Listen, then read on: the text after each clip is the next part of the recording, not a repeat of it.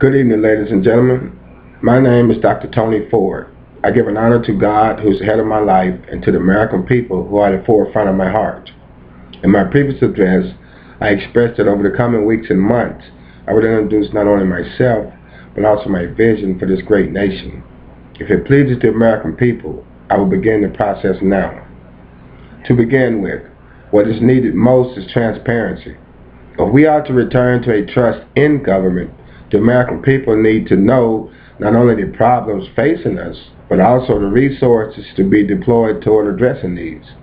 Therefore, books and accounts need to be open for all to see. Next,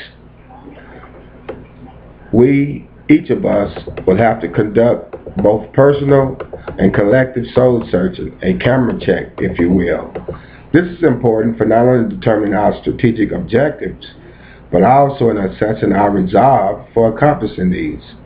In my travels across the country, and in my talks with the American people, a number of core issues seem to resonate time and time again. Among these are concerns regarding jobs and finances, crime, social policy, education, business and commerce, domestic security, international relations, and civics and governments. For the American people, the number one abiding concerns seem to revolve around the issues of jobs and personal finances. Not only have scores of millions lost their jobs, but equal or greater numbers have witnessed severe decreases in the value of their personal finances and other investments.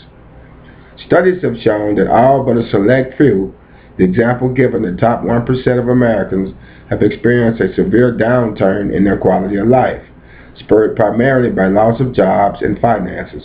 In the Ford administration, this will change, and change dramatically.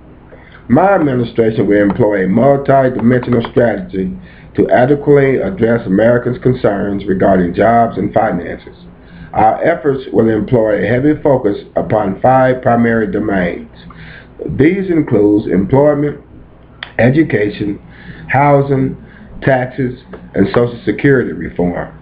Regarding employment, every citizen will be guaranteed either a livable wage or a subsistence allowance. Minimum wage will mirror prevailing wage for each geographic area. Every citizen will be eligible for a minimum vocational training or retraining in order to compete for high-tech jobs. Concerning education, under my administration, every citizen will be entitled to a comprehensive and otherwise quality education. To ensure this, the following strategies will be employed: universal textbooks, computers in every classroom, enhanced emphasis on math and science, enhanced emphasis on humanities, i.e. government, civics, and social studies, enhanced emphasis on reading and language arts, with a minimum of 3 foreign languages required for graduation, recruitment of the best and the brightest for the teaching profession, and an enhanced emphasis on cultural competency. In regards to housing, every citizen will be entitled to either minimum standard housing based upon family size.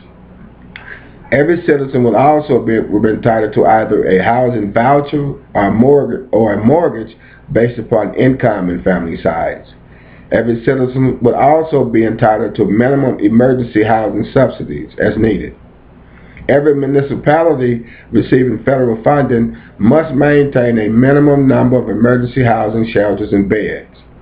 Regarding Social Security, every worker, current and future generations, will be guaranteed that their contributions will be honored. Beginning after age 62, workers will be eligible to receive partial benefits while still working, provided that at least 30 years of employment and earnings are there. Beginning after age 67 and a half, there will be the option to receive full benefits while working part-time, provided that at least 30 years of earnings or employment is present. Finally, regarding taxes, every citizen will pay their fair share. Individuals at or below 120% of the federal poverty guideline based upon family size will have no tax obligation. Those between 120% and 500% of the federal poverty line will pay no more than 10% income tax rate. Those between 500% and 1,000% of the federal poverty guideline will pay no more than 15% of income tax rate. Those between 1,000 and 5,000% of the federal poverty guideline will pay no more than 20% income tax rate. At 5,000% and above of the federal poverty guideline, these individuals will pay no more than a 30% income tax rate.